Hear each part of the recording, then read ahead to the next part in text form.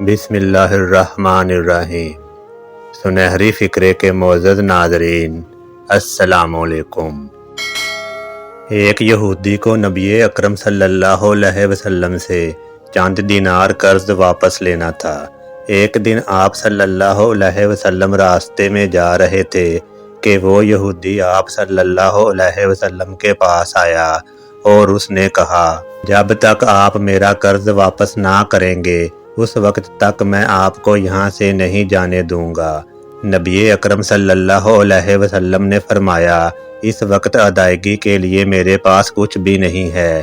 یہودی نے کہا، جب تک آپ میرا قرض واپس نہیں کریں گے اس وقت تک میں بھی آپ کو یہاں سے نہیں جانے دوں گا۔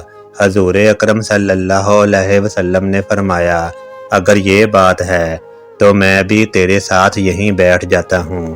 یہ کہہ کر آپ صلی اللہ علیہ وسلم اس کے ساتھ بیٹھ گئے۔ جیسے جیسے وقت گزرتا گیا آپ صلی اللہ علیہ وسلم کے صحابہ وہاں جمع ہوتے گئے۔ انہوں نے یہودی کی یہ جسارت دیکھی تو انہوں نے یہودی کو سزا دینے کا ارادہ کیا۔ آپ صلی اللہ علیہ وسلم نے انہیں ایسا کرنے سے روک دیا اور فرمایا کہ تم دور چلے جاؤ۔ حکم رسول صلی اللہ علیہ وسلم کے تحت صحابہ دور چلے گئے۔ سورج لمحہ بہ لمحہ گرم ہو رہا تھا اور اس کی تپش سے آپ صلی اللہ علیہ وسلم کو اذیت پہنچ رہی تھی، یہاں تک کہ آپ صلی اللہ علیہ وسلم کے چہرہ انور سے پسینہ بہنے لگا۔ اس کے باوجود آپ صلی اللہ علیہ وسلم نے کسی طرح کے غصہ کا اظہار نہ کیا اور نہ کوئی سخت جملہ کہا۔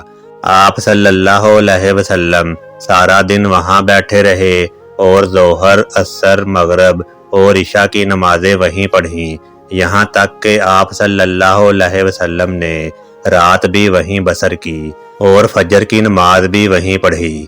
صحابہ یہودی کو ڈرانے دھمکانے لگے۔ آپ صلی اللہ علیہ وسلم نے فرمایا کہ تم اس سے یہ کیسا سلوک کر رہے ہو؟ صحابہ نے کہا، یا رسول اللہ صلی اللہ علیہ وسلم، اس کی یہ جرأت کہ یہ آپ صلی اللہ علیہ وسلم کو یرغمال بنا کر یہاں بٹھا لے۔ حضرت صلی اللہ علیہ وسلم نے فرمایا، اللہ نے مجھے اس لیے نہیں بھیجا کہ میں کسی ہم پیمان یا کسی اور پر ظلم کروں۔ جب دن چڑھا تو یہودی نے کلمہ اسلام پڑھتے ہوئے کہا، میں اپنی دولت کا ایک حصہ راہ خدا میں دیتا ہوں۔ میں نے آپ صلی اللہ علیہ وسلم کو اس لیے نہیں روکا تھا کہ میں آپ صلی اللہ علیہ وسلم کی توہین کروں۔ اس ذریعے سے میں آپ صلی اللہ علیہ وسلم کے پیمانہ صبر کو آزمانا چاہتا تھا، کیونکہ تورات میں نے آپ صلی اللہ علیہ وسلم کی یہ صفت پڑھی ہے، محمد بن عبداللہ مکہ میں پیدا ہوگا اور طیبہ کی طرف ہجرت کرے گا۔ وہ تندخو اور سخت مزاج اور بےہودہ گوئی کرنے والا نہ ہوگا اور کوئی جھوٹی بات زبان سے نہیں کہے گا۔ اس طرح سے میں نے آپ صلی اللہ علیہ وسلم کو یہاں رکھ کر اس بات کی تصدیق کی ہے کہ تورات نے بالکل سچ کہا تھا۔ ویڈیو کو لائک اور شیئر کر دیں اور اس طرح کی مزید ویڈیوز دیکھنے کے لیے اس چینل کو سبسکرائب کر کے بیل آئیکن کو دبا دیں۔ ویڈیو دیکھنے کا شکریہ۔